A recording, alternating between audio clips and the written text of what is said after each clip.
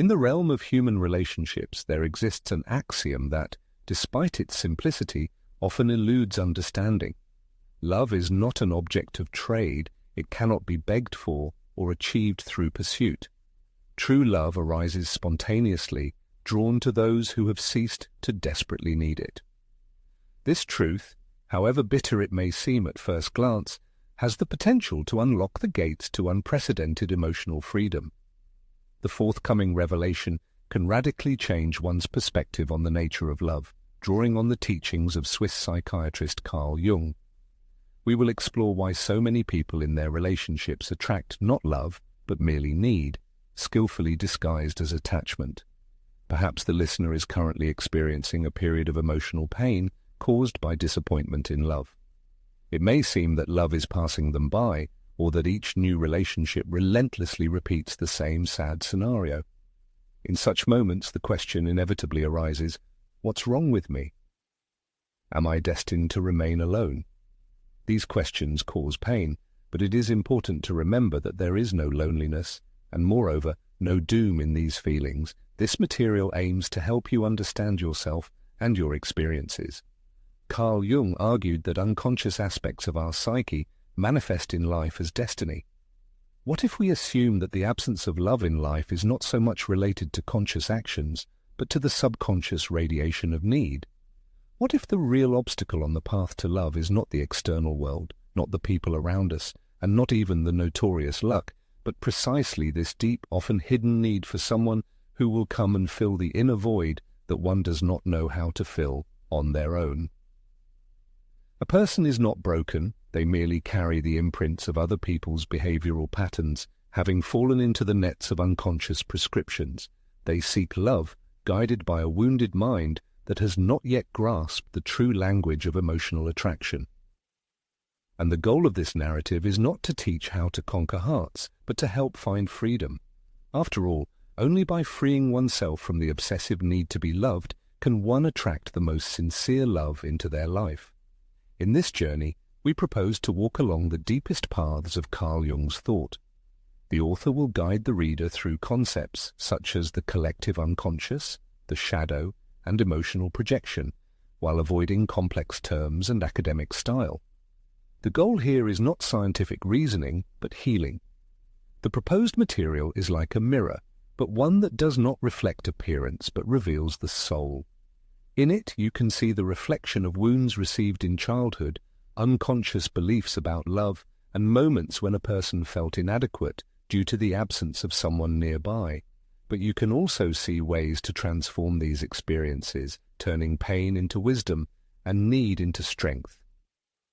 Perhaps one does not yet realize that the love they attract is often a reflection of their own self-esteem and ideas about what they deserve.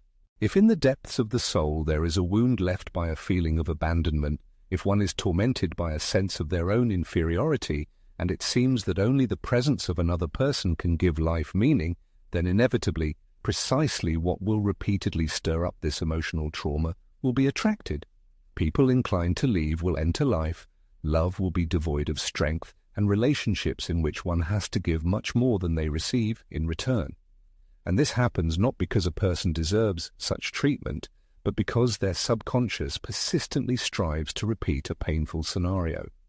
As Carl Jung astutely noted, until a person becomes aware of the content of their unconscious, they will be doomed to repeat the same life situations, mistakenly taking them for predetermined fate.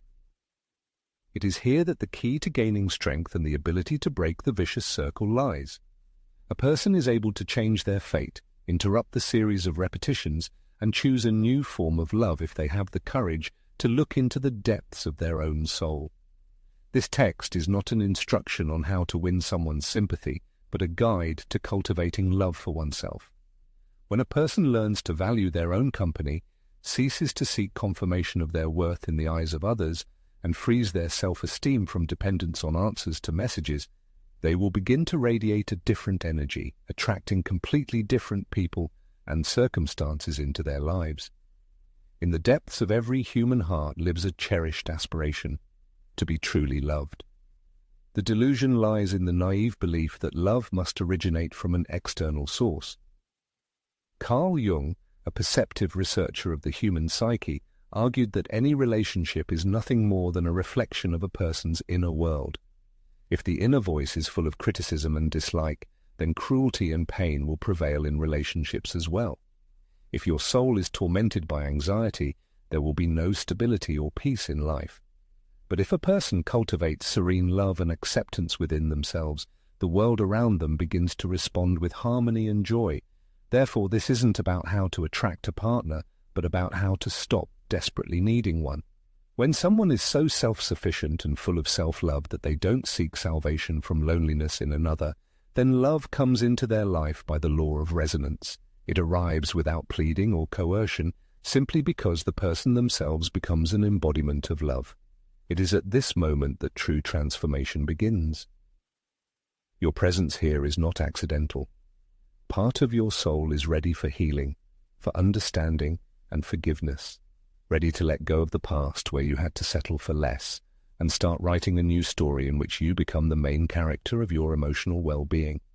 Take a moment to consider, how many times have you had to dissolve into another person, hoping that they would fill your inner emptiness? How many times have you felt that with the departure of another person, your sense of self-worth would also disappear? This is an exhausting experience familiar to many. Millions of people live in this vicious cycle, but there is courage to break it. There is a determination to look inside yourself, to where true love and acceptance originate. The purpose of this text is not to entertain, but to touch the deepest chords of the soul.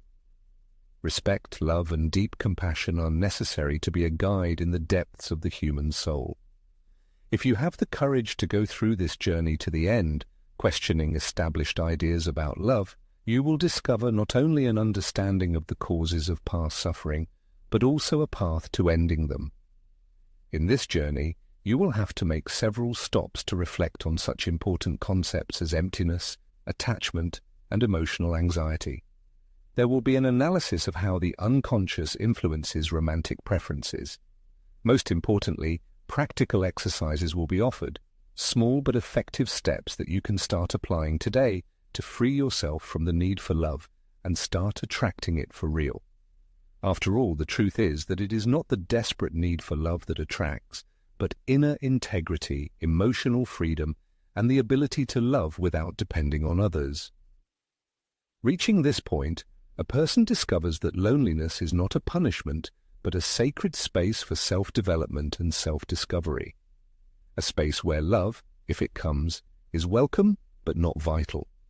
According to the eminent psychologist Carl Jung, the interaction between two personalities can be compared to the connection of two chemical elements. If a reaction occurs, both participants in the process are transformed.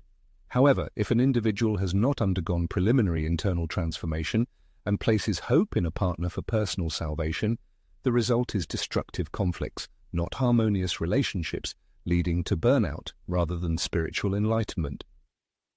This material is intended for those who are ready to abandon accusations against external factors and turn their gaze inward, for those who strive to overcome repetitive negative scenarios and transform them. It is addressed to those who no longer want to love out of dependence but strive for love based on freedom.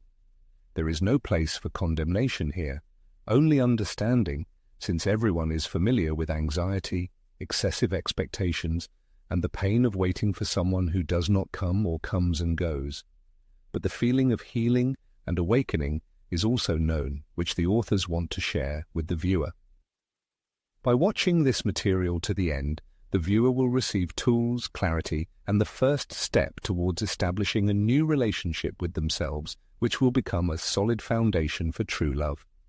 Take a deep breath and focus on the present moment to embark on a deep, sincere, and transformative journey in which the anxieties of love will remain in the past and the door will open to a new way of loving and being loved, independent of external circumstances. After watching this material, it will become clear why many relationships have been unsuccessful, and a clear understanding will emerge of what needs to be done so that future relationships do not destroy but contribute to personal growth. All this has become possible thanks to the profound and inspiring teachings of Carl Jung, the Swiss psychoanalyst whose ideas continue to illuminate our path to self-discovery. Are you ready to embark on this exciting journey? Jung once remarked that our perception of the world is colored by our own experiences and internal state. We see things not in their objective reality, but through the prism of who we are ourselves. This statement, which at first glance seems like a philosophical speculation, has a direct bearing on the realm of love and interpersonal relationships. Consider this: if a person feels inadequate, broken, or unworthy, no matter how much effort they put into finding a healthy and harmonious union, their attempts will be overshadowed by this distorted self-perception. After all, the love they subconsciously believe they deserve will be shaped by their internal image of themselves. This is the root of emotional suffering, not in the fact of separation or loneliness itself, but in the interpretation a person gives to their worth in the absence of another. The need for love, which seems so natural and romantic, is actually a psychological trap, cleverly disguised as a noble feeling. Where there is a desperate need, there disappears freedom of choice and self-expression. Jung viewed love not as a superficial emotion, but as a deep manifestation of the soul, as something emanating from the darkest corners of the unconscious and seeking to project itself onto another person. And when, instead of light and acceptance, we project need and dependence, we seek in a partner not an equal companion, but a replacement for a father, mother, or savior. This projection, in essence, is not true love, but merely an echo of our old, unhealed wounds, a reflection of childhood traumas and unrealized needs. The author calls this phenomenon nothing less than an unconscious projection, deeply rooted in the human psyche. When an individual fails to integrate their own shadow aspects, those suppressed, wounded, and carefully hidden corners of their being, they inevitably begin to project them onto others. This is the root of so-called love out of need, when a person places excessive hopes on another, expecting them to fill their internal gaps and make them feel emotions they are unable to cultivate on their own. The thirst for reassurance, validation, and unconditional acceptance drives them into the arms of another. But alas, no one can give what a person has not learned to give themselves. As a practical step towards self-discovery, the author suggests a simple but effective exercise. Closing your eyes for a few moments, honestly answer the question: what do you expect most from your partner? Security, attachment, validation of your own importance, or simply pleasant company? Then, turning to yourself, you need to find out to what extent you yourself are able to provide all this. The difference between these two answers will be the size of emotional need that will indicate a specific area for working on yourself. In unison with this thought are the words of Jung, who claimed that meeting oneself is the cornerstone on the path to wholeness. By wholeness is meant the integration of all aspects of personality, including those that cause dislike or shame. Accepting yourself completely, without reservation, without masks and embellishments, a person is freed from slavish dependence on the approval of others and gains inner freedom. Often, individuals seeking romantic relationships subconsciously seek not an equal partner, but a savior. They are attracted not so much by love as by the hope of deliverance from a crushing sense of loneliness, shaky self-esteem, and inner emptiness. However, such motivation, according to psychologists, is nothing more than a manifestation of emotional dependence. Carl Jung, the eminent Swiss psychiatrist, called for a conscious interruption of this vicious circle. He recommended addressing the origins of the problem, asking the question, why is love perceived as an expectation of a miracle from another person, as a hope that a partner will fill one's own shortcomings and inabilities? Imagine that love is a mirror reflection of your attitude towards yourself. If you are tormented by doubts, self-criticism, and neglect of your own needs, then this is exactly what you broadcast to the world. And, as a result, people are drawn into your life who correspond to this negative frequency. Love dictated by need and dependence is not a true feeling, but merely a distorted reflection of your idea of your own value. It gives you back what you think you deserve. To heal this painful need, it is necessary to address the deep roots of the problem. Jung argued that these roots go into the unconscious, into the personal history of a person, into their early childhood memories. Who was your first model of love? What lessons did you learn about relationships by watching your parents? What models of love did you see growing up? This exercise may cause painful experiences, but it is necessary for healing. Write a letter to the child you once were and assure them that they know. Longer need to seek salvation in the outside world because you are taking responsibility for caring for them from within. Paradoxically, the love that arises at the moment of abandoning the acute need for it has a special purity and depth. She is devoid of artificiality, manipulation, and the obsessive desire to possess another person. In such love, the partner appears not as a source of happiness, but as its harmonious complement, not as a means of salvation, but as a faithful companion on life's journey. This transformation of the perception of love fundamentally changes a person's life. Carl Jung, the eminent psychologist, spoke of the self as the wholeness of the personality, the harmonious unity of the conscious and unconscious. When a person focuses on developing their self, they no longer need confirmation of their value from others. Relationships cease to be a necessity for feeling complete in life. Love transforms from a transaction into a sincere expression of feelings, which leads to attracting a completely different type of relationship. An important tool on the path to such transformation is the practice of inner silence.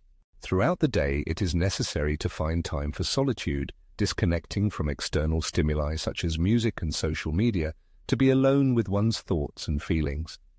At this moment, it is helpful to ask oneself, who am I waiting for? Who should come and save me? This question can reveal hidden truths and needs that previously remained unconscious. If there is not a single name on this list, it may indicate a healthier approach to love than it seems at first glance. Many people, sometimes unconsciously, fall into the trap of love addiction, striving not for true love, but for a sense of their own demand, for the presence of a partner, for avoiding loneliness. However, as Jung insightfully noted, loneliness arises not from the absence of people around, but from the inability to share the innermost. The real problem is not isolation, but the loss of connection with oneself. When a person ceases to experience an acute need for love, transformations occur at the physiological level as well. Their energy becomes more balanced, the mind more focused, and the emotional state more stable. They are no longer in a state of feverish search, but in a state of peace. And this does not go unnoticed. It is felt by others. People are attracted not so much by what they say, but by the peace and confidence that emanate from them. As another therapeutic technique, one can suggest the following exercise. Make a list of your past relationships and under each name, answer the question of what exactly the person was looking for in these relationships. What internal conflicts or unresolved problems were they hoping to resolve with the help of this person? This exercise can clearly demonstrate how often people enter into relationships driven by their emotional traumas rather than striving for a complete and healthy connection.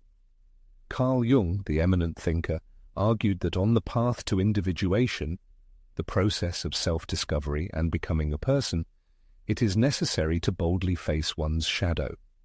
The shadow, according to Jung, is the totality of rejected aspects of the personality, fears, insecurities, envy, and dependencies. Only an impartial acceptance of these dark sides allows one to integrate them, heal them, and ultimately transcend them. A turning point comes when a person ceases to desperately seek confirmation of their worth in the eyes of others. This is a moment of truth, when the realization of one's own unconditional significance comes, the understanding that their presence is not a bargaining chip, and that those who are not able to appreciate it are simply not on the same wavelength. This clarity, however painful it may be, becomes the starting point to emotional freedom, which no one can take away. As a practical exercise, it is suggested to repeat the affirmation, "I do not need love, I am love," in front of the mirror every day. At first, this may seem absurd, but the subconscious is listening carefully. And when this idea penetrates the subconscious, a transformation occurs. priorities change, personal boundaries are strengthened, energy is transformed. A person learns to love without feeling need. Another profound thought of Jung is that the soul needs tragedies to awaken. In other words, failures in love are not punishment, but rather a wake-up call, a signal that the search for love is still dictated by old wounds, that a person has not yet made a choice in favor of themselves.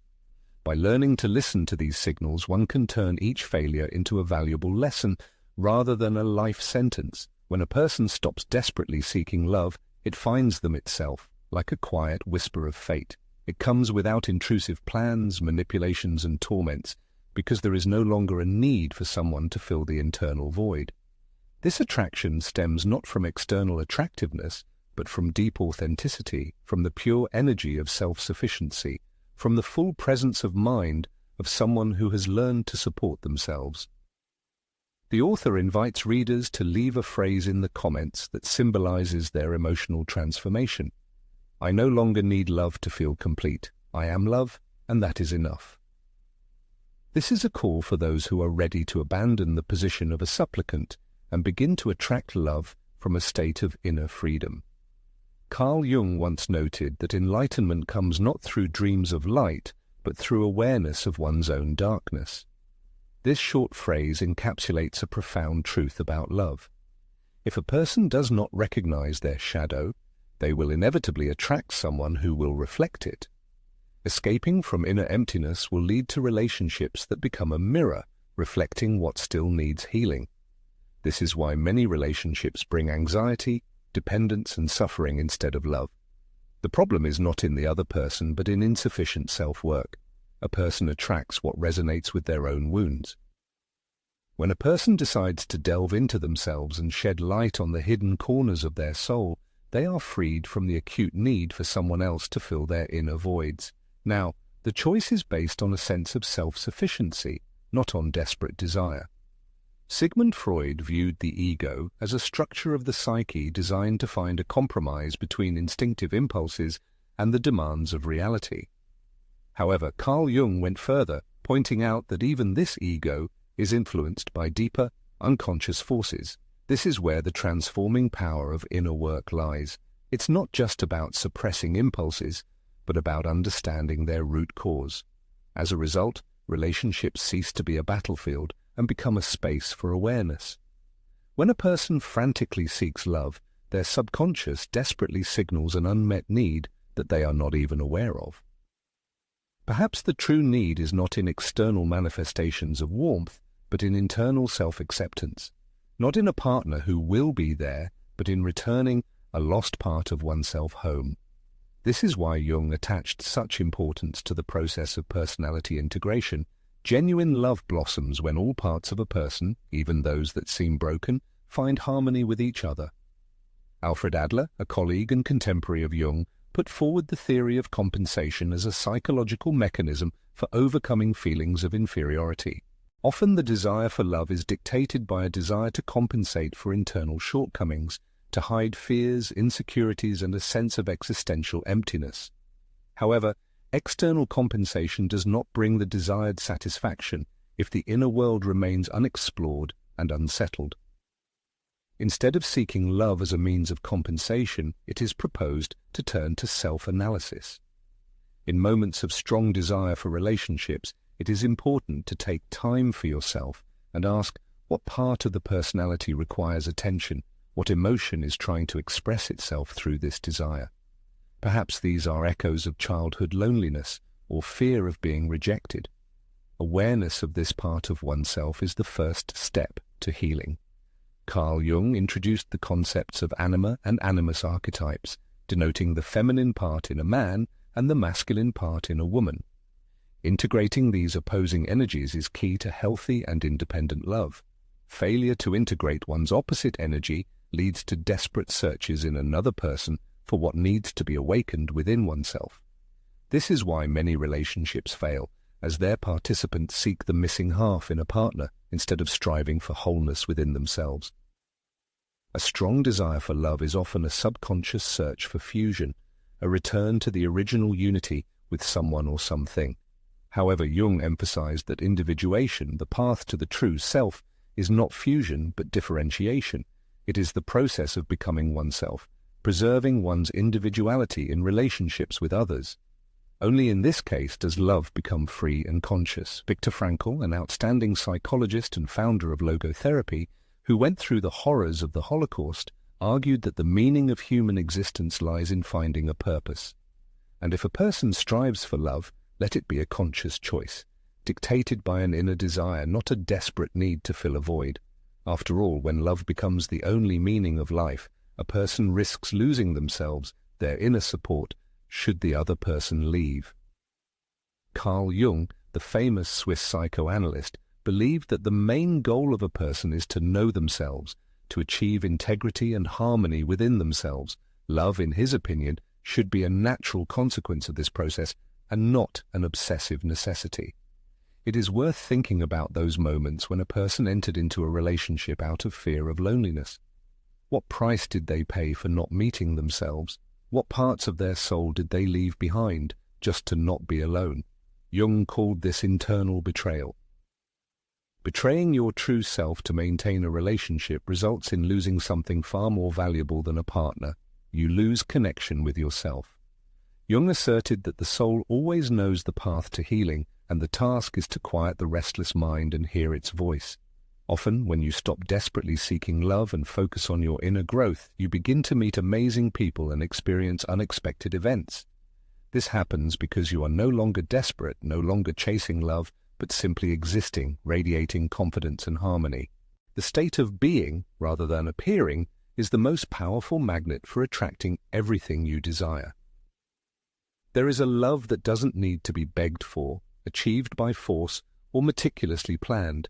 It's a love that comes on its own when you are so aligned with yourself that the universe recognizes your frequency and returns it, amplified many times over. This kind of love appears only when old wounds cease dictating your choices, when the feeling of urgency and despair disappears, when, deep in your heart, there is no room for shouting, only a muffled whisper, "I am full to the brim." And if someone decides to enter this inner sanctuary, it is only to multiply the existing wealth. Another concept rooted in Jung's teachings that can radically change our understanding of love is the shadow. The shadow, like a dark twin, represents all those aspects of personality that a person rejects and does not accept in themselves. Paradoxically, it is in those we love that we find the embodiment of these very denied qualities.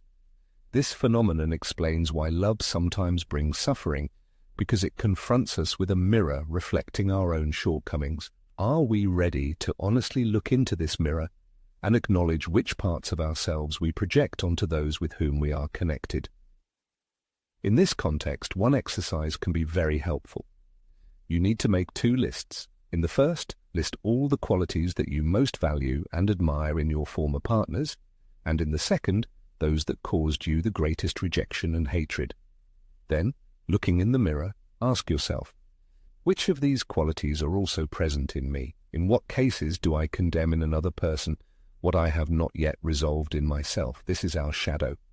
And the more we work on its integration, the more we accept the rejected aspects in ourselves, the less pain love will bring us. Jung also paid special attention to the process. Individuation appears as a fascinating spiritual journey, not limited to simple self-knowledge, but rather a triumphant return to one's true self. This inner world, this sacred temple, was abandoned at the moment when the illusion arose that love resides somewhere outside. However, true love originates in the reunification with oneself, but not with the wounded, crippled version, but with the one that a person is able to create. This is where the transformative power of awareness unfolds. Love that comes when you stop desperately needing it is not magic, but maturity. It is not a game of chance, but the fruit of painstaking inner work. It is not a whim of fate, but a natural consequence. It is an inevitable reflection of a personality that no longer cries out for love because it has mastered the art of living in harmony with self-love. There is something sublime in the realization that there is no longer a need for someone else's choice, because the choice has already been made in favor of oneself. This is the moment when the exhausting competition for attention and recognition ceases, opening the way to genuine self-sufficiency. When a person stops wasting precious attention on those who are not able to appreciate their true value, they gain inner peace and harmony. This state, although not always noticeable to others, has an attractive force like a magnet, attracting favorable opportunities and sincere relationships. Attachment theory, developed by John Bowlby, sheds light on the nature of human love and explains why people express it differently. If in childhood a person grew up in an atmosphere of unpredictable or conditional love, then in adulthood they may experience anxiety or avoid close relationships. However, this is not an inevitable sentence, but rather an invitation to emotional rethinking and maturation. A person can become the very adult that their inner child always needed.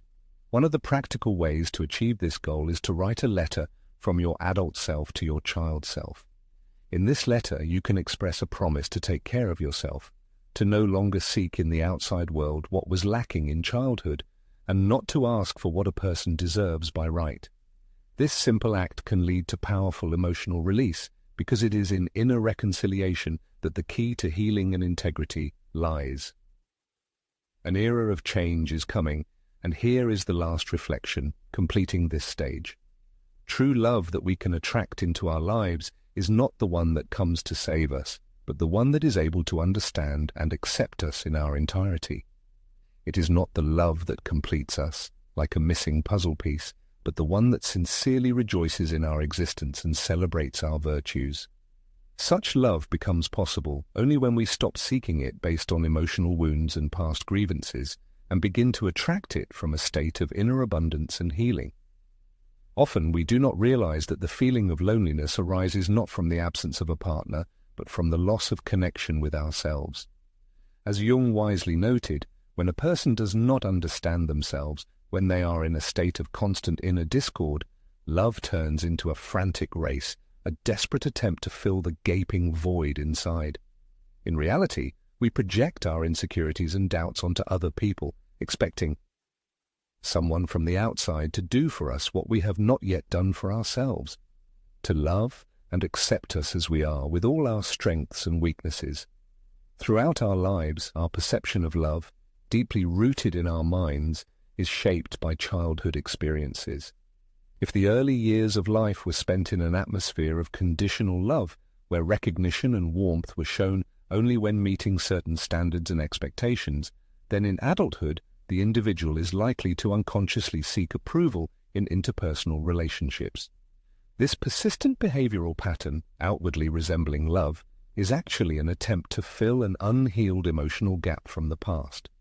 In the context of Jungian psychology, this phenomenon is closely related to the concept of projection. A person transfers their unrealized needs, innermost desires, and subconscious fears onto another individual, placing hopes on them to fill the perceived shortcomings. However, according to Jung's teachings, the true path to healing lies in the opposite direction, in self-analysis and awareness of one's own projections. Often, we demand from others what we ourselves are unable to give ourselves. Such a practice of self-knowledge can be a revelation, as it allows one to face one's own truth. Only by freeing oneself from the obsessive need for love from the outside does a person gain true freedom and the ability to have healthy relationships. To experience love in its true and profound form, it is necessary to stop actively seeking it. This may seem contradictory, but true and healthy love blossoms when a person is in harmony with themselves, with their inner truth. At this point, the need to seek confirmation of one's worth in another person disappears, and the desire to fill the internal void vanishes. Such love becomes a natural result of self-acceptance.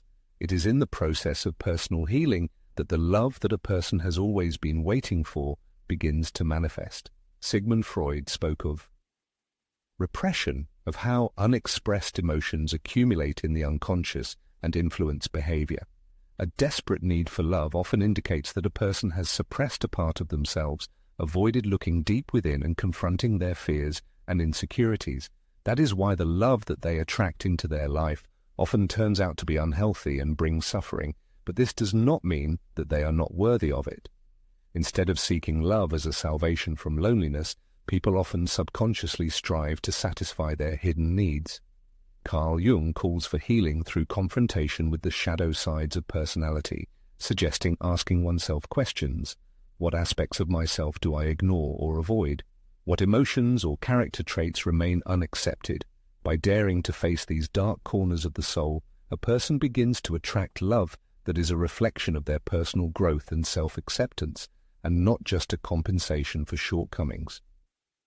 The key to understanding the love one attracts lies in the Jungian concept of the self, the I that unites the conscious and unconscious aspects of the psyche.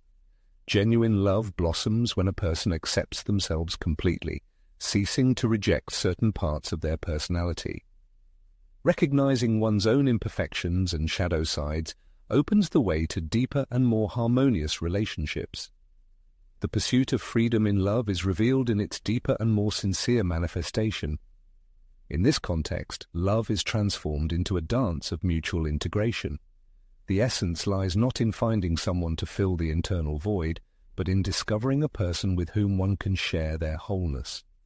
When a person feels self-sufficient, their partner ceases to be a source of confirmation of their worth and becomes a companion in a shared journey of personal growth. This is the true magic of relationships. Two people experience love and respect for each other for their uniqueness, izbavivшись от нереалистичных ожиданий. One tool for achieving this harmony is individuation, a process recommended by Jung. It involves becoming a whole person by integrating all aspects of one's psyche. If a person avoids confronting their shadow and continues to seek validation in the external world, they hinder their own process of individuation and self-discovery. Dependence on the opinions of others deprives a person of true freedom. True independence is only found when one manages to shed the shackles of this dependence. Shifting one's own emotional needs onto others not only limits personal growth but also generates inflated and often unrealistic expectations. Often, an individual subconsciously places another in the role of a savior, someone whose mere presence should fill life with meaning and give a sense of significance. However, such an expectation inevitably leads to an imbalance in the relationship, where love becomes not an unconditional gift, but a kind of transaction. Only by ceasing to see someone as the sole source of happiness does a person gain the ability to love freely, by their own choice, and not by compulsion. It is here that the fundamental concept of Jungian psychology comes into play: the collective unconscious. Carl Jung hypothesized that all of humanity has a shared repository of universal archetypes that influence the perception of the world and interaction with it. These archetypes are formed under the influence of personal experience and, importantly, projections. The desire to blame others for one's failures is often an attempt to fill an internal void that is not actually related to another person but is rooted in personal history. It is this projection of unresolved internal conflicts that causes the collapse of many relationships. Instead of blaming a partner for one's emotional experiences, one should take responsibility for one's own feelings and see them as a stimulus for personal growth. If a person does not value or choose, it does not diminish their worth but only reflects their own perception of themselves. True healing begins with the realization that the love that is so eagerly sought in the external world must originate within. As a practical exercise, it is suggested to analyze past relationships and consider what aspects of one's own personality were not accepted, what recurring patterns of behavior were observed in interactions with other people. In every person's life, there comes a moment when they ask themselves, why do the same scenarios repeat in their relationships? Why are partners with similar traits attracted time and time again, or why do similar problems arise? This question is the key to deep self-analysis and healing of internal wounds that hinder the construction of healthy and harmonious relationships. Instead of desperately seeking love in the external world, one should turn their gaze inward. The real solution lies not in the quantity, but in the quality of love that a person feels for themselves. It is necessary to stop depending on external validation of one's own worth and learn to feel complete and self-sufficient. When a person becomes the source of their own completeness and confidence, they begin to attract a completely different kind of love. This is no longer dependence on the expectations of others or an attempt to fill an internal void. These are free, mature, and deeply satisfying relationships based on mutual respect and support. The renowned psychologist Carl Jung emphasized the importance of awareness in the process of personal growth. The better a person understands their own patterns of behavior and emotional reactions, the more freedom they have from their destructive influence. It is in this freedom that love blossoms not as a desperate necessity, but as a conscious choice. A person no longer looks in a partner for what they cannot give themselves, but seeks to share with them what they already have, their wholeness, love, and self-confidence.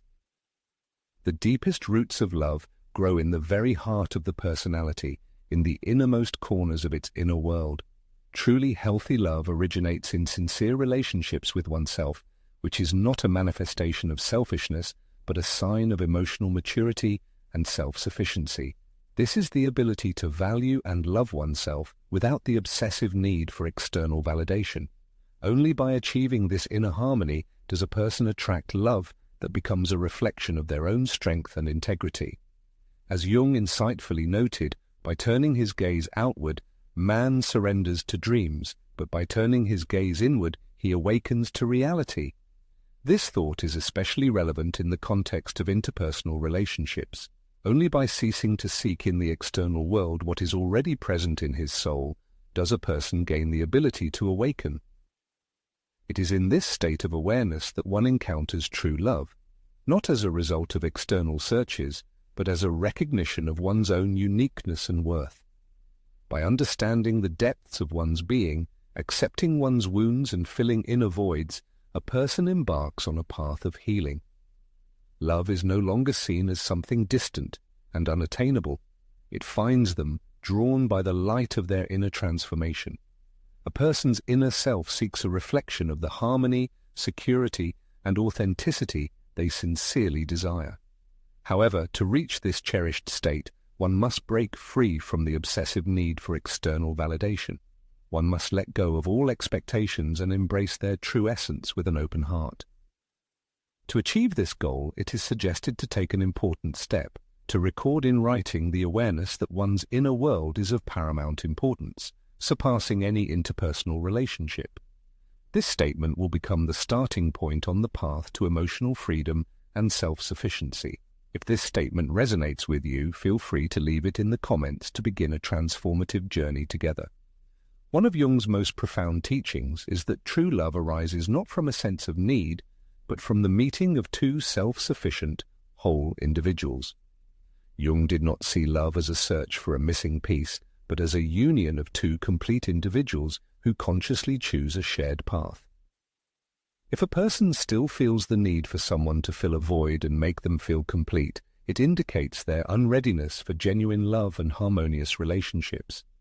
To open one's heart to true love, one must undergo a process of healing. If this idea resonates, it is worth contemplating it right now.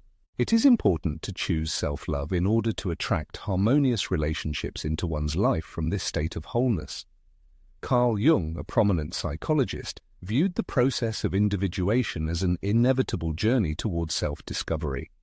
On this path, a person confronts their deepest fears, emotional wounds, and social masks. Love, born in the process of this inner transformation, is no longer an attempt to heal old wounds, but becomes a conscious pursuit of personal growth and expanding horizons. To build healthy relationships, one must first become the safe and reliable space that has long been sought in the external world. A common mistake is the belief that rejection from another person deprives us of something valuable. However, Jung offers a different interpretation. Sometimes, rejection is the way life protects us from repeating destructive unconscious patterns of behavior. The point is not about loss. Reflections on awakening touch the deepest chords of the human soul. The author asks if the reader is familiar with the feeling when rejection becomes an unexpected gift. Often, behind the desire for love lies a more pressing need to be noticed, to receive recognition of one's uniqueness. In light of Jung's ideas, repressed aspects of personality form a shadow where one's own worth and inner beauty may be hidden. Many people, alas, tend to suppress these qualities, hoping that others will reveal them. However, true love blossoms not when someone sees you, but when you decide to look at yourself honestly, without embellishment or judgment. Jung also proposed the profound concept of synchronicity, the manifestation of meaningful coincidences that have no apparent cause but resonate with a person's inner state. Perhaps the love that is so eagerly awaited comes not in a moment of active searching, but when the soul is ready to receive it, and perhaps that person will appear only when inner readiness for the meeting arrives. Discovering true worth begins from the moment a person stops seeking confirmation of their significance in someone else. In the context of interpersonal relationships, it is important to realize that every relationship is a reflection of one's inner world. As Jung said, the annoyance that others cause in us can become a key to self-knowledge. Recurring painful scenarios in relationships when a person faces rejection or neglect may not be a random coincidence, but rather an indication of the need for inner work. In such situations, it is helpful to ask oneself, what exactly in me attracts such relationships, and what aspects of my personality require transformation? Abandoning the search for the perfect complement opens the way to inner freedom. When a person ceases to feel an acute need for love from the outside and finds harmony with themselves, profound changes occur. Mannerisms, gait, and energy change. Instead of a begging position, a conscious choice appears, which radically changes the dynamics of relationships. Personal transformation has an amazing ability to attract people who are on a similar wavelength of emotional perception. Carl Jung, a prominent psychologist, viewed the personal unconscious as a kind of treasure trove where a person's most cherished emotional experiences are carefully stored. Whenever an individual becomes dependent on the recognition and adoration of others to feel their own worth, they begin to be controlled by that very unconscious, which is deeply convinced of their inability to be loved just as they are without any conditions. However, having realized this deep root of the problem, a person gets the opportunity to break the bonds that have determined the course of their life for many years, forcing them to repeat the same scenarios over and over again. At this moment, they can confidently declare, I am not a prisoner of my past. I am a conscious person, capable of making new decisions and building my life as I see fit. Love, which comes at the moment when a person stops desperately needing it, has a special quality. It is quiet and unobtrusive, but at the same time unshakable and strong. It does not burst into life with noise and shouts, but enters delicately, with respect for personal space. Such love does not make demands or ultimatums, but only gently accompanies a person on their life path. It does not strive for domination and control, but prefers to share and support.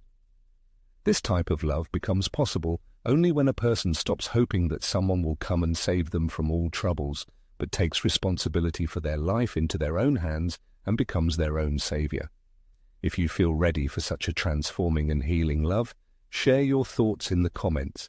It's time for love that will not be a life raft, but a faithful companion on the path of life.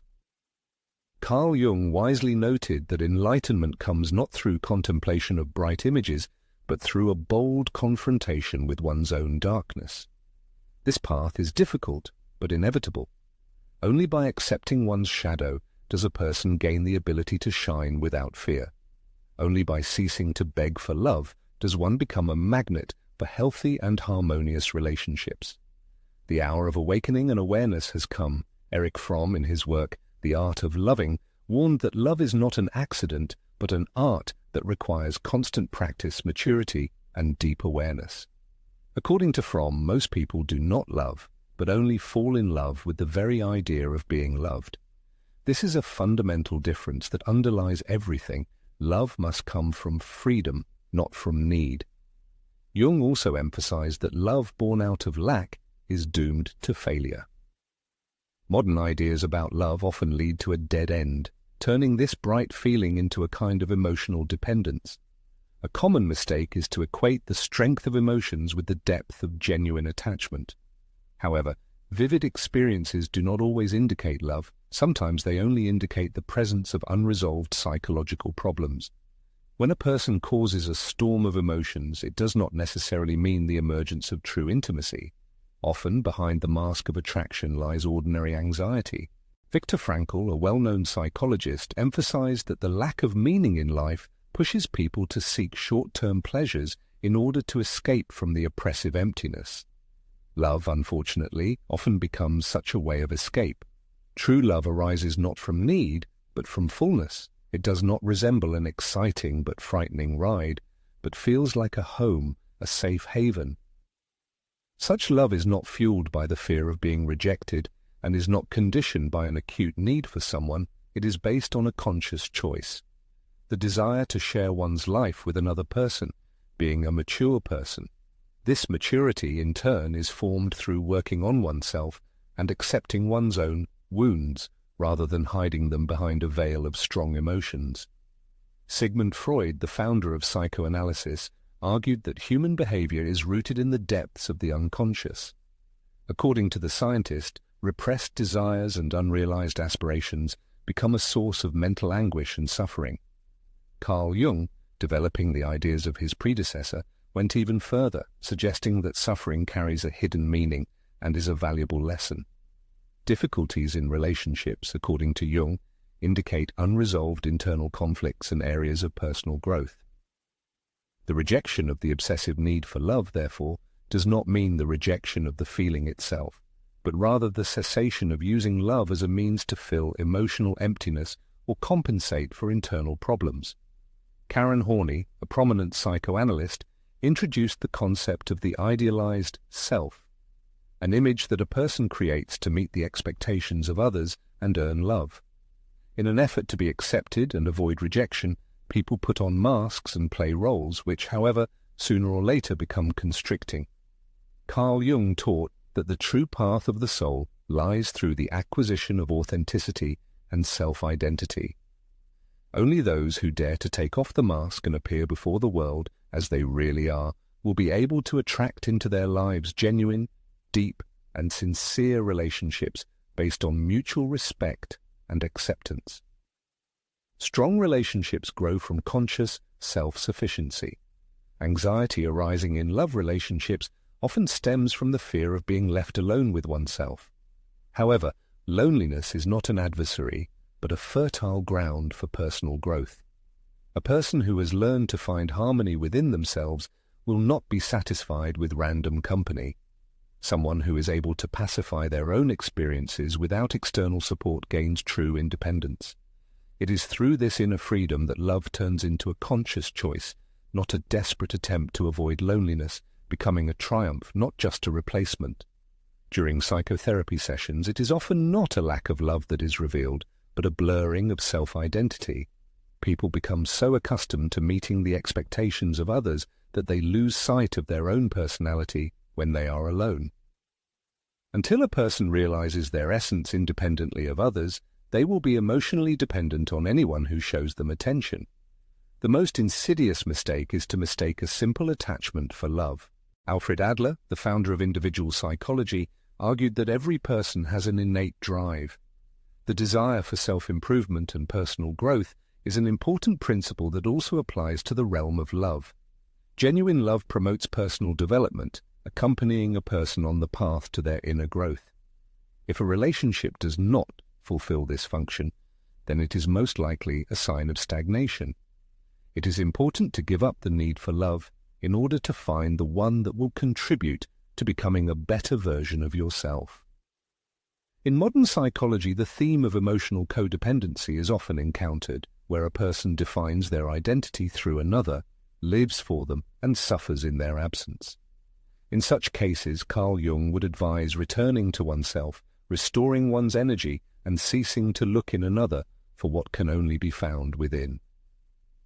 No one is coming to save you, and this is not a manifestation of cruelty, but a liberation from illusions. It is a common belief that true love is unconditional, but from a psychological point of view, even the deepest love must have certain conditions.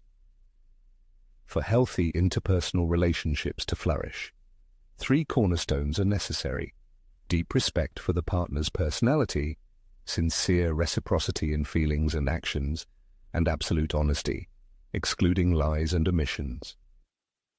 The common opinion of love as an all-forgiving and all-justifying force is in reality not a manifestation of generosity, but rather a form of self-denial and disregard for one's own interests.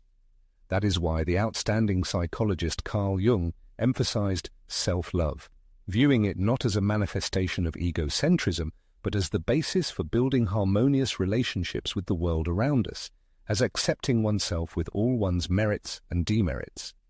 People with healthy self-love do not experience a panic fear of loneliness. This is an important indicator of personality maturity. If loneliness evokes an unaccountable horror, this indicates an unreadiness for true love. True love does not seek to eradicate loneliness. It accepts it as an integral part of human existence and treats it with respect.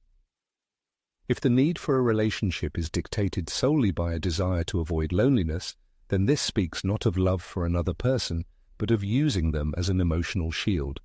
Such relationships do not create, but only deplete both sides. Every time self-esteem and a sense of self-worth depend on the love of another person, control over the emotional sphere is transferred into someone else's hands. A person seems to declare, "I only feel valuable when I am loved." Such dependence undermines the foundation of a healthy personality and leads to emotional instability.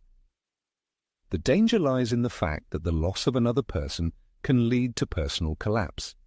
As Jung argued, self-realization is the main goal of life, but it becomes impossible if the individual's existence depends entirely on external attachments. True life begins when the need for love ceases to be defining. There is something truly majestic in the decision to choose oneself despite the possible pain. This choice becomes a turning point for entire generations, sending a signal to the subconscious mind to stop repeating scenarios of abandonment, dependence, and excessive self-sacrifice. From this moment on, a person begins to attract different energies, radiating confidence instead of anxiety, breathing deeply instead of crying out in despair. The love that comes after restoring inner wholeness has a completely different aroma. It is love devoid of haste and drama, based not on acute need, but on conscious choice. This difference fundamentally changes everything. When the choice stems from fullness, healthier, more stable, and sincere relationships are built. There is no more room for masks and games, only truth remains, which, despite the initial pain, brings liberation. On life's journey, one of the most important revelations is the realization that not every encounter is destined to end in romantic ties. Sometimes, a person's inner world needs only a fleeting experience, a valuable lesson, or a sudden awakening of consciousness. And when the desperate desire to hold on to everything that seems like a manifestation of love disappears, the ability to let go of the situation without heartache arises. A feeling of gratitude emerges even for what did not continue. Depth psychology asserts that the most complex relationships often indicate what remains to be learned. Therefore, instead of blaming the one who did not reciprocate, it is worth mentally thanking them. This person became a kind of mirror, reflecting hidden emotional wounds, and prompted an awareness of the need for change. And this awakening, even with tears in one's eyes, marks the beginning of the path to emotional independence. As Jung astutely noted, enlightenment comes not through dreams of light, but through the awareness of the darkness hidden in the depths of love experiences. This darkness is one's own shortcomings, weaknesses, and betrayals towards oneself, and until a person realizes them, they will repeatedly enter into relationships that bring pain, not because they deserve it, but because it is the only way their subconscious knows how to cry for help. Accepting this difficult truth can be painful, but it has tremendous transformative power. It is impossible to experience a true sense of love when one's own worth in a person's eyes is determined by the opinion of another. It is necessary to restore inner harmony and wholeness. And this restoration should not come from selfish motives, but from a conscious love for oneself, which is the foundation for everything else. It is this love that becomes the basis of healthy relationships and strong attachment. Each new meeting provides a choice: either return to old, familiar patterns of behavior or destroy them. And if a person faces such reflections, it indicates their inner readiness. Readiness to look inside oneself, take control of one's life, and stop repeating the same mistakes, changing only the actors. After all, a person's purpose in this world is not to survive in love, but to experience it in complete freedom. There is a form of love that is not afraid of silence, does not need continuous messaging, and does not depend on daily affirmations to feel its reality. This love is born when a person stops being afraid of being alone with themselves, when they are no longer afraid of their own company, when they realize that the absence of someone nearby does not mean that they are lacking something, but testifies to their self-sufficiency. It is this kind of love, calm, reliable and patient, that a person attracts into their life when they stop needing it, when they themselves become the source of these qualities towards themselves. Within the framework of transpersonal psychology, prominent thinkers such as Roberto Assagioli drew attention to the higher self, a special inner state that opens the way to all-encompassing consciousness and liberation from imposed limitations. Having reached this state, interpersonal relationships are transformed from emotional needs into conscious spiritual choices. A person no longer seeks to find in another the source of what is missing, but seeks a partner for joint spiritual growth. This is true love, born from the depths of consciousness and maturity. The deeper the self-knowledge, the less likely it is to dissolve in another person. One of the most important tasks of psychotherapy is to achieve such a level of self-awareness in which no relationship can shake inner stability, no separation can make one doubt their own worth, and no presence can force one to compromise their principles in order to win love. Carl Jung clearly understood this. Only one who knows themselves is capable of true love. There are connections designed to teach lessons about what a person does not deserve, what they do not want to experience again, what requires healing. When an individual finds the strength to refuse to repeat past mistakes, something important happens in their inner world. The level of consciousness undergoes changes. Energy transforms. He stops resonating with what causes pain and begins to vibrate in unison with what fosters his growth. At this stage, even the love he attracts into his life becomes completely different. From the perspective of Gestalt therapy, Frederick Perls, the founder of this approach, proclaimed the cornerstone principle of healthy relationships. I am I, and you are you. My job is not to live up to your expectations, and yours is not to live up to mine. It's easy to imagine how strong and harmonious relationships can be when based on such deep respect for each other's individuality. In such relationships, there is no room for dependencies and hidden manipulations, but only two free people voluntarily sharing their life path. This is precisely the state that arises when a person no longer experiences an acute need for love from the outside and gains self-sufficiency. One of the most significant moments in psychotherapy occurs when a client, with tears of enlightenment in their eyes, admits, "I am learning to be alone with myself and it no longer causes me pain." This moment becomes a kind of transition, a bridge between the former version of themselves, dissolving in relationships, and a new one, finding themselves in solitude. After all, loneliness ceases to be a tormenting feeling of emptiness when it is filled with presence, the presence of oneself. Sometimes people become addicted to emotional upheavals, mistakenly taking the intensity of experiences for genuine intimacy. However, true love is not like an all-consuming flame, burning everything around it. It is more like a cozy hearth, giving warmth and peace. And a person must become this warming hearth first and foremost for themselves. It is impossible to demand from another what you do not give yourself. It is impossible to demand love from others without first learning to take care of yourself in moments of emotional vulnerability. Genuine love, possessing healing power, originates within each person. An essential element on the path to conscious love is the ability to self-analyze. It is necessary to carefully observe one's thoughts, feelings, and impulses. You should ask yourself questions. What kind of people constantly appear in my life? What scenarios are repeated over and over again? What established patterns of behavior have not yet been changed? The answers to these questions should be perceived not as a punishment of fate, but as an opportunity for self-knowledge and spiritual growth.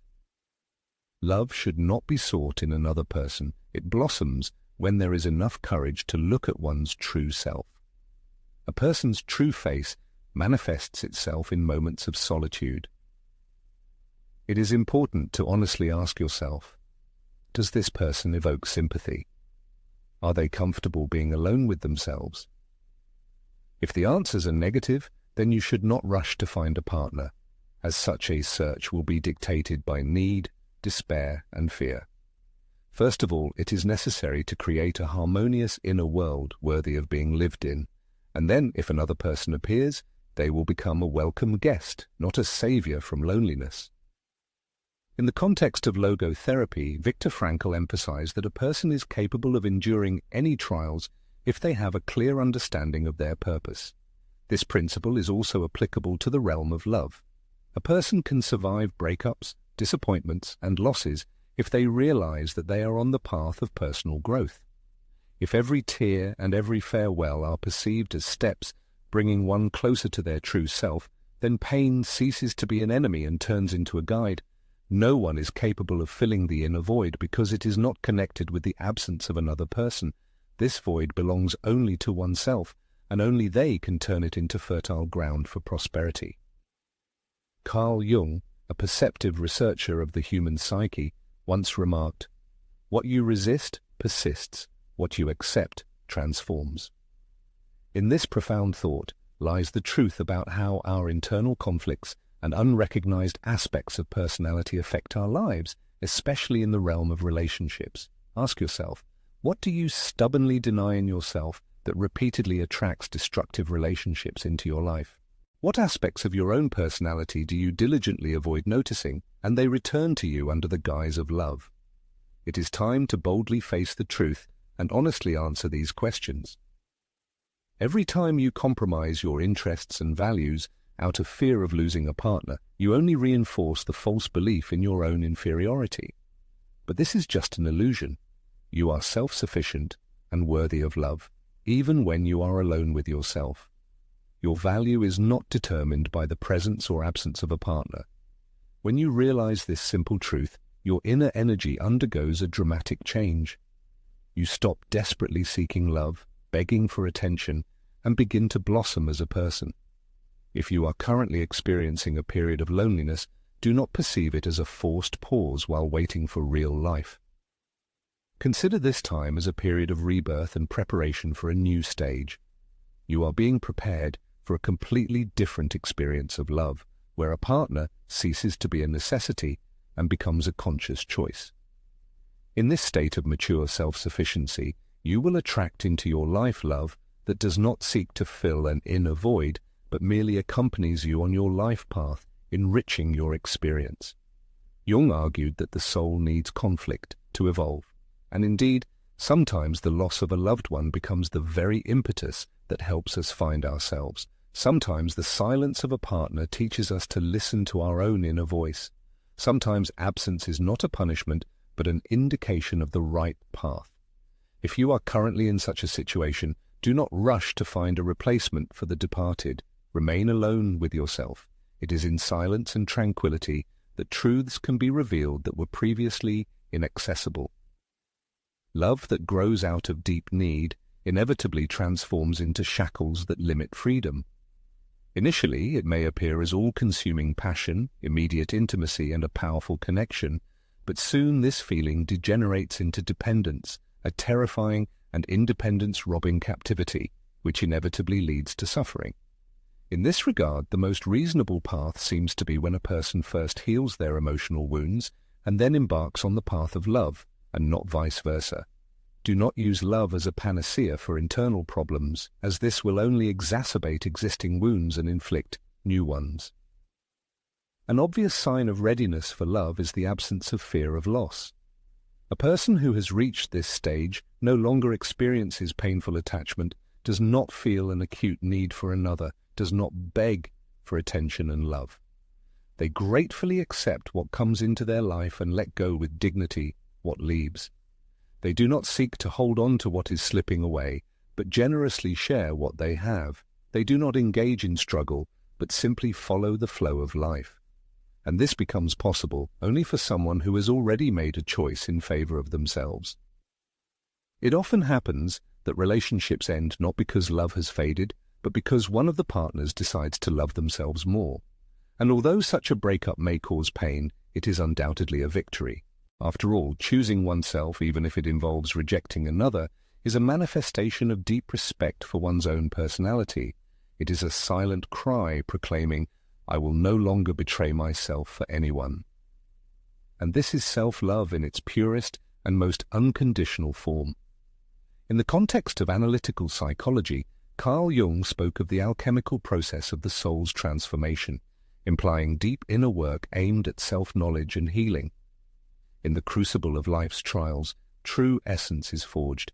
Every failed relationship, every emotional wound, every fleeting feeling of inadequacy, these are just sparks that temper the spirit.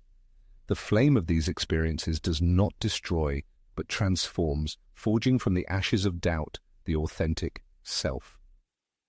When the obsessive need for love disappears, a portal to the unknown opens.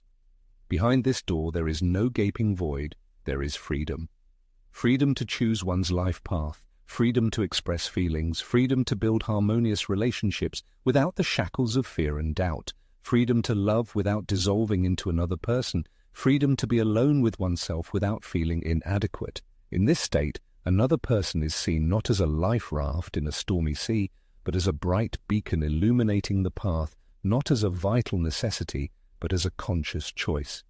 If the reader has reached this point of understanding, they must declare it aloud. Let them boldly write in the comments, "I am no longer looking for love, I attract it with my inner freedom."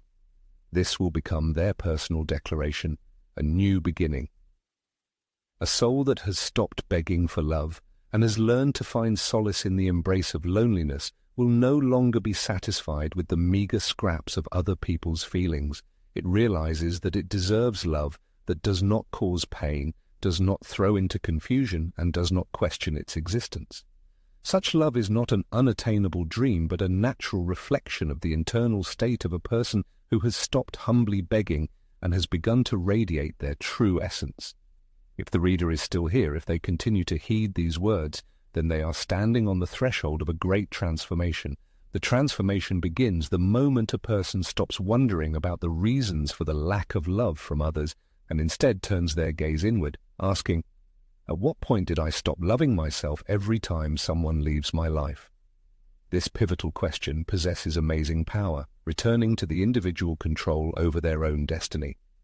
It serves as a reminder that a person's personality is not determined by the views and decisions of others, but is formed by what they themselves support and cultivate in moments of solitude. It is from this internal source that love is born, becoming not a condition, but a consequence. There is no need to strive for an unattainable ideal to deserve love. It is enough to gain awareness, an understanding that the value of a person is not measured by the number of followers on social media, the speed of message replies, or superficial displays of attention. True value is built in silence, in moments when a person decides not to betray themselves, even if it involves pain, when they prefer their inner world to a society that only satisfies them halfway. The love one expects directly corresponds to the inner strength they cultivate within themselves. These are not just words or beautiful phrases, it is a call addressed to the very soul. It is a declaration of emotional independence, a confirmation that a person is no longer alone, as they can always count on themselves. And the union of a person with themselves is an invincible team. What follows is not just theory, it is experience, it is life. It is a personal story that is written every day. The narrative about oneself undergoes radical changes when a person consciously moves from a position of need to a position of choice. It is important to realize that love dictated by despair and dependence will never be a source of true freedom. Conversely, love born from a sense of inner wholeness, peace of mind, and self-sufficiency not only grants freedom, but also becomes a reason for shared rejoicing. Each person comes into this world not to search for a missing part of themselves, but to comprehend their own wholeness and self-worth. This realization becomes a powerful, transformative factor, influencing energy, life path, and emotional destiny. If past relationships have left valuable lessons, it is not a sign of defeat, but speaks of personal growth, acquired experience, and evolution that prepares one for a new stage. At this stage, love ceases to be a battlefield and becomes a source of harmony. It is no longer chased, it is shared. If the reader feels ready for such a transition, they can proudly declare their readiness to love from a state of inner fullness. This phrase will become a symbol of a new approach to love, marking a rejection of searching for fairy tale endings and the beginning of creating genuine beginnings. There is no more room for masks and anxieties, only the sincerity of a person who has gone through pain, tears, healing, and restoration from the shards of the past remains. They are no longer a victim of love, but an alchemist ready to prove it. Everything that happened before was merely preparation, emotional cleansing, and reprogramming of consciousness so that the soul remembers its original integrity. This integrity is not due to the absence of a need for someone, but the inability to lose oneself because of someone. It is this kind of strength that can change life. It is about the type of consciousness that, like a magnet, attracts new love into a person's life. Now, armed with understanding, filled with feelings and having experienced many events, it is time to delve into the very essence of this experience. This is a deeply human story with a protagonist like you who has gone through trials of pain, loneliness, anxiety, but also experienced rebirth, awakening, and the love that comes only when the need for it recedes into the background.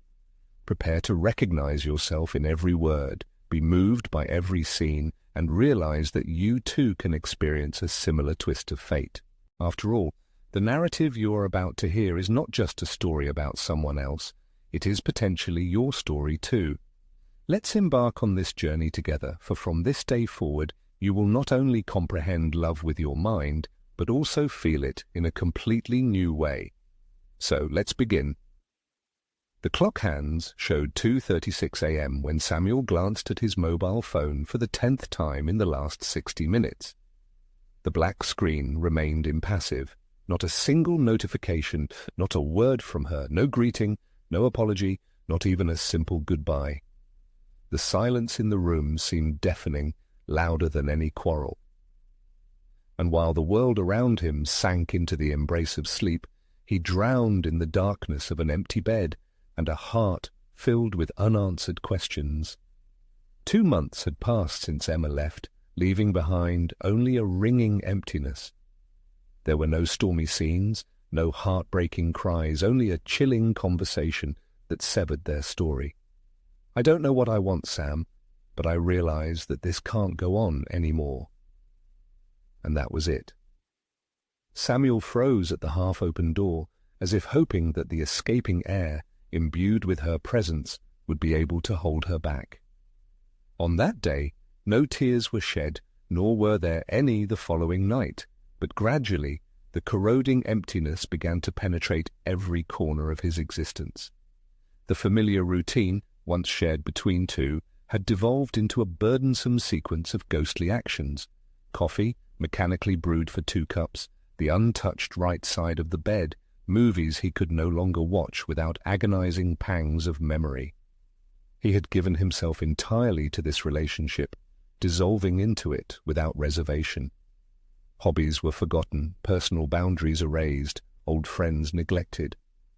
In his understanding, to love meant to surrender completely, but the price he paid for it turned out to be immeasurably high.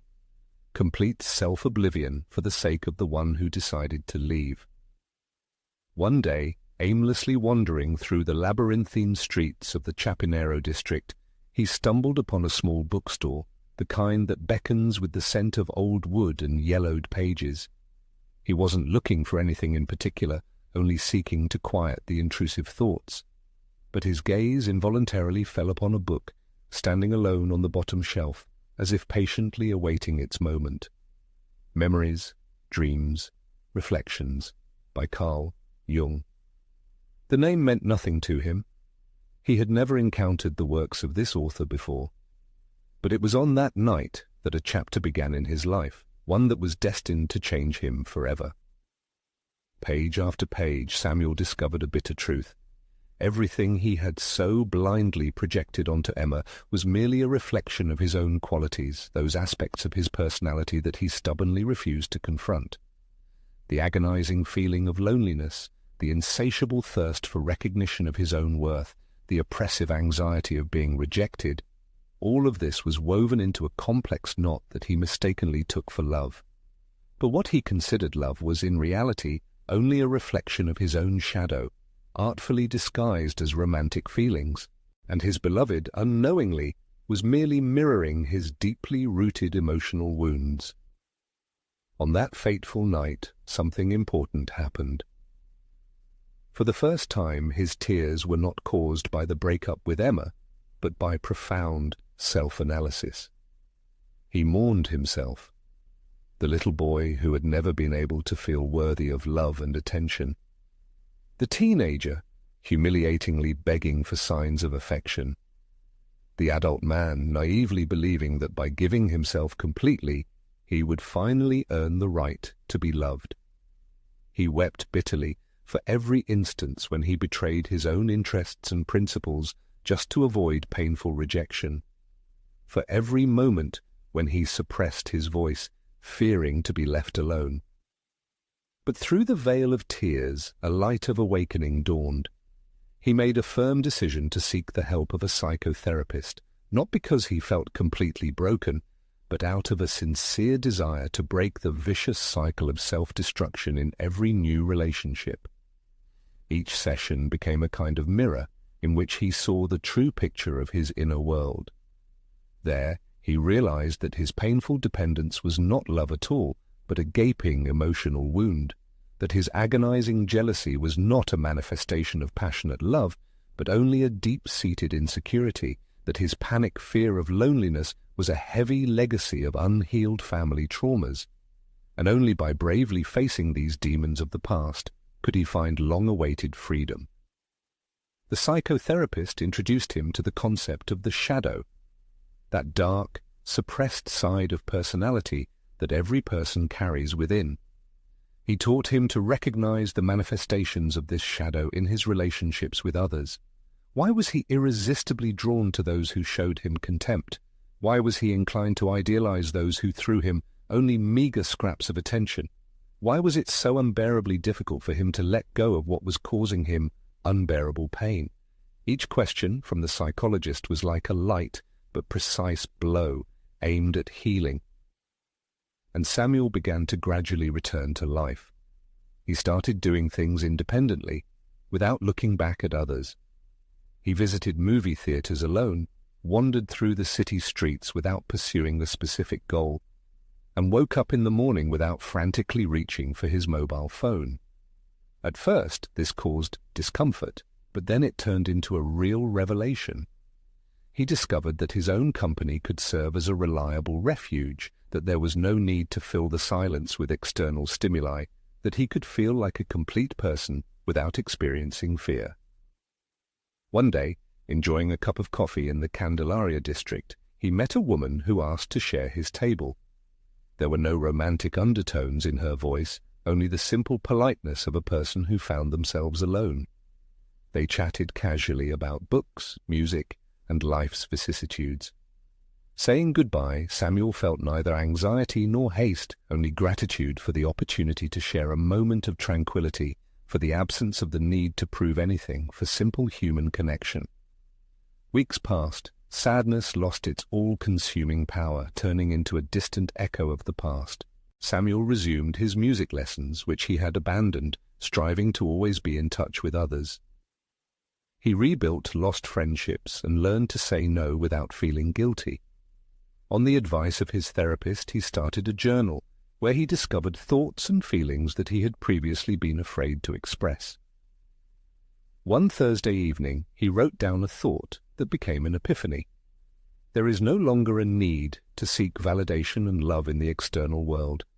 I am my own support, my own source of warmth and acceptance. I am already good enough as I am. Saying these words aloud, he felt something inside him transform. It wasn't that he lost the desire to love, but now that desire came not from a feeling of desperate need, but from a conscious choice. Love ceased to be a lifeline for him, turning into a conscious act of will. Soon after, as if by fate, or as Jung would say, thanks to synchronicity, Valentina appeared in his life. Their story was not like a romantic movie. There were no dazzling fireworks, no vows of eternal love. Just two people enjoying each other's company over a cup of coffee, sharing laughter and comfortable moments of silence. The most amazing thing was that Samuel didn't feel the need to impress. He didn't have to make an effort to be liked. He simply remained himself. Valentina entered his life not to heal his wounds, but because he was already on the path to healing. Her presence did not fill a gaping void, but rather paid tribute to his integrity. She did not become the center of his universe, but took the place of another bright star in his sky. So, without coercion, without high expectations, without excessive need, they began to build something special. One evening, Valentina asked what he liked most about their relationship. Samuel replied without hesitation, "I don't lose myself when I'm with you." This phrase encapsulated the essence of their transformation, maturity, and freedom. After all, only love that is fueled not by need, but by mutual respect and acceptance can truly blossom. Time passed, and the changes in Samuel's life became more and more obvious. Some stages came easily to him, some required considerable effort, but the result was evident. He was no longer the same.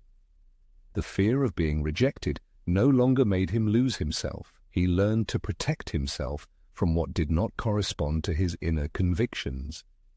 Previously, he blindly chased elusive happiness, but now he became discerning and selective. And perhaps this was his main victory, not in finding new relationships, but in building harmonious relationships with himself. After all, that's where true love begins, love for oneself. Samuel's story is remarkable not so much for the difficulties he experienced, but for his approach to overcoming pain. At first, like many, he reacted impulsively, succumbing to anxiety and a sense of dependence. But the real turning point came when he stopped looking for answers in the external world and turned his gaze inward. This decision became a turning point in his psychological transformation, the moment when he stopped blaming others and took responsibility for his healing. When Emma left, she took with her not only their relationship, but also the emotional supports that Samuel had built around her. Unfortunately, this situation is quite common in human relationships.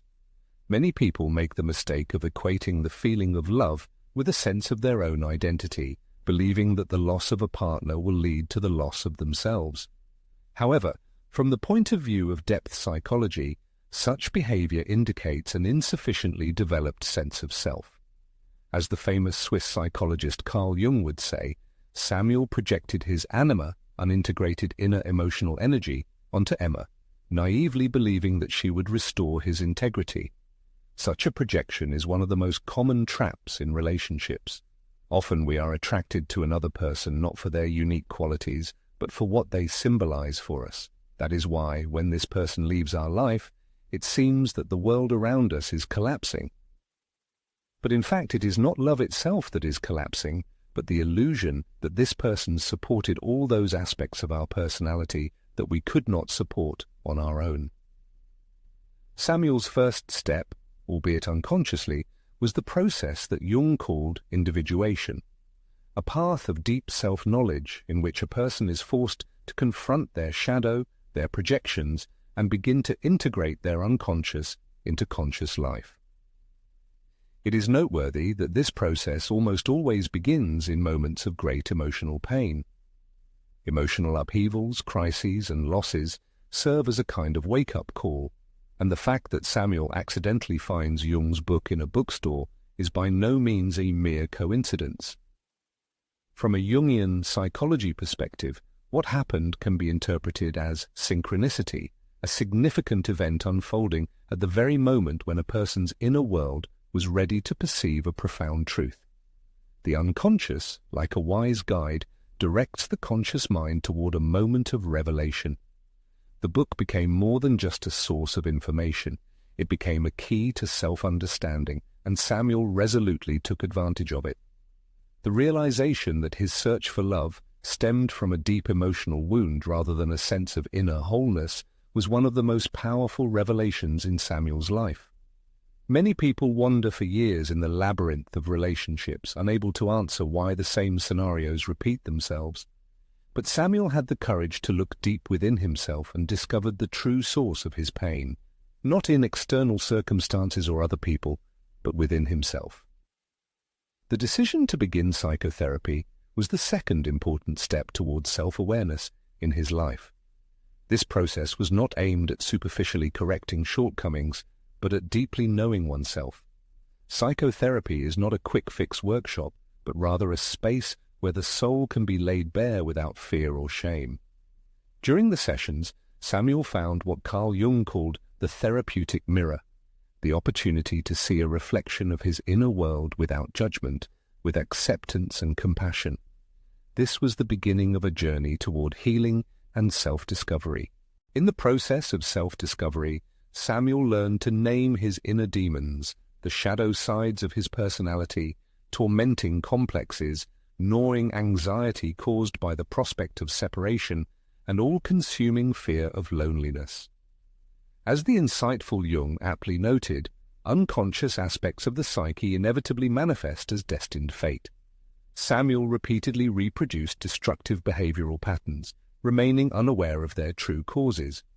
However, as soon as he began to recognize these patterns, the shackles of the unconscious fell away, and he gained long-awaited freedom. He ceased to be a puppet of his own reactions, becoming a conscious creator of his life, making choices based on maturity and understanding. Each act of self-exploration, whether a solitary walk through picturesque surroundings, keeping a personal diary filled with intimate thoughts and experiences, or returning to long-forgotten hobbies, became an act of reunification with himself, a return to the roots of his essence. It was like a long-awaited homecoming after a long absence, because people often tend to dissolve in love for others, forgetting the need to return to themselves, which in turn creates an imbalance in relationships, where one partner gives more than they receive, where love grows out of emotional hunger and unmet needs. When Valentina appears on Samuel's life path, his attraction to her is dictated not by a gaping void within, but by a comforting sense of peace and self-sufficiency. He does not seek her as a lifeline to fill an internal gap, but generously shares his own already filled world with her. This difference is truly colossal, because only someone who has learned to endure loneliness and find strength in it is capable of truly loving, without falling into a painful dependence. Without going into analytical details, it can be said that Samuel began the process of integrating his anima, which allowed him to meet Valentina without intrusive projections and idealizations. The relationship with Valentina is not overshadowed by a sense of urgency, blind idealization, or an acute need for another person. These relationships are based on principles of mutual respect, personal autonomy, and a mature approach to life. Such harmony would not have been possible if Samuel had not gone through a deep process of self-discovery and psychotherapy. Finding such love became possible only after he freed himself from the destructive expectations that had previously defined his behavior and emotional state. This moment is crucial for anyone seeking true love. To attract deep and meaningful relationships into your life, you must first become a whole person. This is not about achieving unattainable perfection, but about developing awareness and emotional honesty. After all, no one can give another what they do not have within themselves. Samuel did not need to find a partner to heal his emotional wounds. He went through this journey on his own, and only then did the right person appear in his life. This is the correct sequence: first personal growth, then partnership. If this order is violated, an imbalance arises. Shifting responsibility for your healing onto another person leads to dependence on their presence to maintain your own well-being. This is no longer love, but a veiled form of addiction. From a psychoanalytic perspective, Samuel ceased to be guided by instincts, impulses and anxieties, the ID, and began to act from the position of a mature ego, regulated by the superego, more conscious and less prone to self-reproach. Alfred Adler would have applauded him for his ability to transform feelings of inferiority into a constructive striving for development. Viktor Frankl, in turn, would have noted that Samuel found meaning in his suffering, and all these psychologists would be right in their own way, noting different aspects of his personal transformation. In this story, profound transformations occur through the realization that love is not a random find, but an energy that requires purposeful development, especially in solitude, through reflection and inner silence. Abandoning the position of begging for love and transitioning to a state where a person becomes the embodiment of love evokes a positive response from the world. Many people, like Samuel at the beginning of his journey, experience emptiness and disappointment, expecting signs of attention and feeling inadequate. It is important to realize that these experiences are not a sign of loneliness or brokenness, but a harbinger of significant change and the beginning of a path to self-discovery on which well-deserved love will inevitably be met. Psychologists argue that the highest form of love lies not in the relationship with others, but in supporting oneself in difficult moments. This is exactly what Samuel demonstrated, showing resilience and restoring his integrity. This inner strength allows one to build healthy relationships in which love becomes a source of support, not pain. In Samuel's story, one can see a reflection of the stages of grief, denial, anger, sadness, resignation, and acceptance. However, these stages are presented not as a strict scheme, but as part of a real human experience. Grief is a complex and winding path, but conscious movement along it brings a person closer to themselves. Therapy, self-analysis, time spent in solitude, making difficult decisions, establishing healthy boundaries, and keeping a personal journal are all elements of Samuel's emotional alchemy. Transforming mental wounds into the gold of life experience is a process that does not require magic, but requires unwavering loyalty to oneself, sincerity, and courage. To those who feel lost in the labyrinths of love, disappointments, it is important to remember the path to oneself is always open. The rebirth of one's own personality is a reality, and when love knocks on the door again, it will not be a replacement for what was lost, but a witness to inner transformation. It will be a union of equals, not a desperate need. The coming experience will be the greatest love, love for oneself. Perhaps the true love that is sought in the external world slumbers within, waiting to awaken. Every completed relationship may not have been a mistake, but a valuable lesson, pushing towards awareness. True love is not pursued, it blossoms when the need for it recedes into the background. Carl Jung once remarked that the unconscious, remaining in the shadows, governs life, shaping what is commonly called fate. In this regard, the question arises, what part of the personality was looking for love, driven by pain, fear, or despair? Is it possible to recognize this part of yourself, support it without condemning it? Are you ready to stop running away from yourself and look deep into your soul? Was it true love or just an attempt to find someone to heal the wounds? Were you lost in other people under the guise of great love to avoid the most important obligation, the obligation to yourself? Allow yourself a little respite. Take a conscious, deep breath. Stop this unconscious race. Ask yourself, how often have you sacrificed yourself, pushing your own needs into the background? Remember how many times you took excitement for true passion, deceiving yourself with fleeting feelings. And how often did you languish in the hope that someone would finally choose you, while you yourself did not dare to make that choice?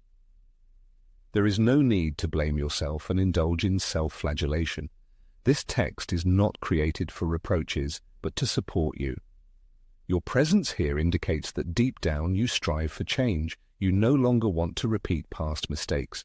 you feel that you deserve more, that you deserve something fundamentally different, something healthy and harmonious. And that is absolutely true. You really deserve it. However, first of all, you must remind yourself of this. Are you ready to be a faithful companion to yourself, even if no one else supports you on this path? Can you enjoy your own company without feeling discomfort from the silence? Are you able to create such a rich and fulfilling life that love, when it comes, becomes a pleasant addition, not a vital necessity? If your answer is yes, then you are ripe for something more than just a relationship. You are standing on the threshold of a real transformation. Finding love after getting rid of the acute need for it is not a sermon of a life devoid of all attachment. Rather, it is a conscious choice in favor of relationships where personal freedom remains inviolable, where the voice sounds openly, and the true essence is not hidden under masks. In such relationships, love does not dissolve the individual, but on the contrary, contributes to its deepening and unfolding. One should ask oneself an honest question. Are you ready to continue waiting for a savior, or is it time to become independent and become a support for yourself? Are you striving for fulfilling relationships, or are you just looking for emotional support, a kind of crutch? Do you crave true love, or are you trying to escape from your inner self? To love sincerely, one must open up to the world without excuses, masks, and fears. To love from the heart means accepting your shortcomings and weaknesses, but at the same time striving for the light. It means ceasing to seek refuge in other people's arms and learning to support yourself independently. It is necessary to abandon the established opinion that love is necessarily associated with suffering and begin writing a new chapter in your life. In this regard, it is proposed to look back and analyze past experiences. What lessons were learned from the disappointments experienced? Have you become wiser or embittered?